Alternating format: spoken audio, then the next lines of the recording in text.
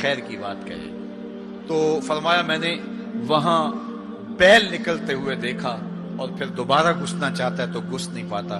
تو کہا جبریل نے کہ یہ وہ بول ہے جو زبان سے نکالا جا چکا ہے، اب دوبارہ زبان میں اس کو داخل نہیں کیا جا سکتا۔ اور مختلف صورتیں حضور نے دیکھی، لوگوں کو عذابوں کے اندر مبتلا دیکھا، لوگوں کو تکلیفوں کے اندر مبتلا دیکھا، کسی کو خون کی نہر کے اندر غوطے کھاتے دیکھا، کسی کے پیٹ کے اندر سانپ دیکھے۔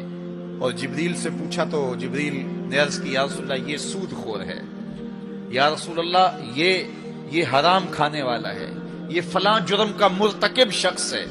تو وہ صورتیں حضور علیہ السلام کو دکھائی گئی اور وہ مناظر حضور کو دکھائے گئے، اور دوسری جانب جنت میں حضور نے ان خوش نصیب لوگوں کو بھی دیکھا کہ جن کی نیکیوں کی وجہ سے وہ اللہ کی رحمتوں کے حصار میں ہیں۔ ایک شخص کو دیکھا جو نور عرش میں ڈوبا ہوا ہے اور وہ نور ہی نور میں ہے۔ اللہ اکبر۔ تو جبریل سے حضور نے پوچھا یہ کون شخص ہے؟ تو جبریل امین نے اس کی 3 خوبیاں بیان کی، ان میں سے ایک خوبی یہ تھی کہ وہ اپنے والدین کا فرما بردار ہے۔ حضور علیہ السلام نے معراج کی شب بہت نظارے دیکھے، جنت دوزخ کو مشاہدہ کیا۔ حضور نے انبیاء علیہ السلام سے ملاقاتیں کی۔ پہلے آسمان پہ حضور علیہ السلام نے حضرت آدم علیہ السلام کو دیکھا، دوسرے آسمان پہ دیگر حتیٰ کہ 7ویں آسمان تک مختلف نبیوں کو دیکھا، اور پھر اس کے بعد حضور علیہ السلام 7 آسمانوں سے گزرتے ہوئے جب سدرۃ المنتہا پہ پہنچے تو جبریل امین نے کہا کہ حضور اب اس سے آگے میں نہیں جا سکتا۔ اللہ اکبر۔ پھر سبز نوری تخت آیا جس پہ حضور جلوہ فراز ہوئے، رف نامی اس تخت پہ حضور بیٹھے۔ پھر حضور وہاں تک پہنچے جہاں کسی کا خیال بھی نہیں پہنچ سکتا۔ خرد سے کہہ دو کہ سر جھکا لے، گماں سے گزرے گزرنے والے، یہاں خود پڑے ہیں جہت کو لالے، کوئی کیا بتائے کدھر گئے تھے، سراغ عین و متا کہاں تھا، نشان کیف و الا کہاں تھا، نہ کوئی ساتھی نہ کوئی راہی، نہ سنگ منزل نہ مرحلے تھے، کمان امکان کے جھوٹے نکتوں تم اول آخر کے پھیر میں ہو، محیط کی چال سے پوچھو کدھر سے آئے کدھر گئے تھے، کوئی حد ہے ان کے عروج کی، بلغل اولاب کمالے۔ حضور علیہ السلام فرماتے رأیت ربی فی احسن صورہ۔ اللہ اکبر۔ سب سے بڑی دولت جو حضور نے ملاحظہ کی، سب سے بڑا نور جو حضور نے دیکھا، سب سے بڑی قدرت کی نشانی جو حضور نے دیکھی، وہ یہ تھا کہ حضور نے سر کی آنکھوں سے اپنے رب کا دیدار کیا۔ نور ہی نور، اجالے ہی اجالے، روشنیاں ہی روشنیاں۔ اللہ اکبر۔ خود بلایا محبوب کو اور اپنا جلوہ دکھایا۔ ایک کوہ طور پہ خود چل کے جاتے ہیں، رب ارنی انظر الیک، مالک میں تجھے دیکھنا چاہتا ہوں۔ تو جواب کیا ملتا ہے؟ لن ترانی، اے موسیٰ تم مجھے نہیں دیکھ سکتے۔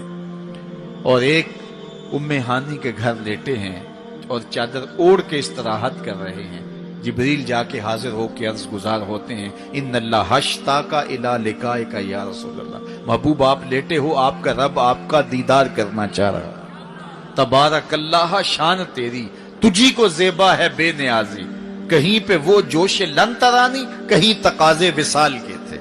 ایک کوہ طور پہ خود چل کے جاتا ہے اور دیدار کی طلب کرتا ہے، مالک میں تجھے دیکھنا چاہتا ہوں۔ جواب کیا ملتا ہے؟ لن ترانی، اے موسیٰ تم نہیں دیکھ سکتے۔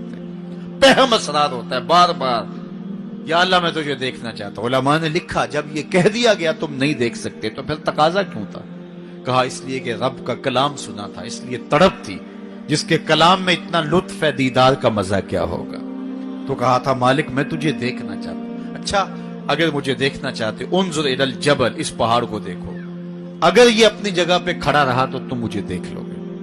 اللہ نے اپنی رویت کو استقرار جبل کے ساتھ معلق کر دیا۔ علامہ سعد الدین تفتزانی علیہ رحمہ نے شرح عقائد نصفیہ میں اس پہ گفتگو کی ہے کہ ممکن کے ساتھ معلق بھی ممکن ہوتا ہے، گویا اللہ کا دیدار ممکن ہے۔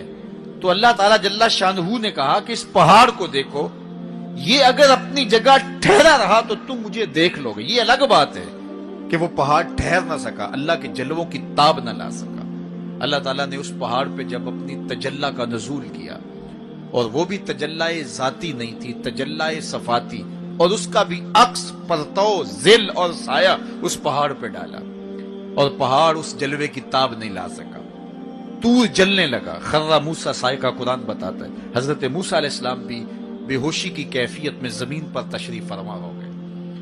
اللہ اکبر۔ اس کے بعد جب ہوش میں آئے تو حضرت موسیٰ اللہ کی بارگاہ میں عرض گزار ہے، مالک میں تیرے حضور توبہ کرتا ہوں، میں نے تقاضا ہی کیوں کیا۔ اللہ اکبر۔ جلووں کی تاب نہیں لا سکے، اور وہ تجلی ذاتی بھی نہیں تھی، تجلی صفاتی تھی، اور وہ بھی تجلی صفاتی کا عکس تھا، سایہ تھا، اور وہ بھی پہاڑ پہ پڑا، پہاڑ سے منعکس ہو کے حضرت موسیٰ علیہ السلام پہ آیا، لیکن تاب نہیں لا سکے۔ لیکن اللہ کے دیدار کا صدمہ تو آنکھوں میں لگ گیا تھا، ایک جھلک تو پڑی تھی۔ امام حلبی نے لکھا ہے کہ اس کے بعد حضرت موسیٰ کی نگاہوں کا عالم یہ تھا کہ کالی رات کے اندھیرے میں کالے پتھر پر کالے رنگ کی چیونٹی کو 9 فراسخ دور سے، ایک فرسخ 3 میل کا ہوتا ہے، 27 میل دور سے، تقریباً 50 کلومیٹر دور سے کالے رنگ کی چیونٹی کو کالے پتھر پر کالی رات کے اندھیرے میں چلتا ہوا دیکھ بھی لیتے تھے، اس کے قدموں کی آہٹ کو سن بھی لیتے تھے۔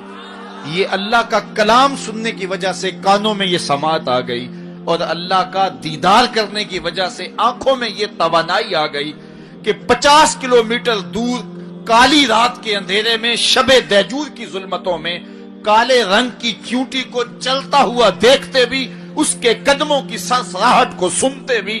یہ اس کی نظر کا کمال ہے جس نے تجلی صفاتی کا پرتو پہاڑ پہ پڑتے ہوئے دیکھا اور تاب نہ لا سکا، اور جو ذاتی تجلیوں میں گم رہا اور آنکھ بھی نہیں جھپکتا، اس محمد عربی کی نگاہوں کا عالم کیا ہوگا، ان کی نظروں کا عالم کیا ہوگا۔ اسی لیے فرمایا انی ارا ما لا ترون واسمع ما لا تسمعون، جو میں دیکھتا ہوں وہ تم نہیں دیکھتے، جو میں سنتا ہوں وہ تم نہیں سنتے۔ تو تجلی صفاتی کا پرتو پڑا ہو تو نظر اتنی تیز ہو جائے، اور تجلی ذاتی کا عکس جس نے دیکھا، تجلی ذاتی کے جلووں میں جو گم رہا ہو، تو اس کی نگاہوں کا عالم کیا ہے۔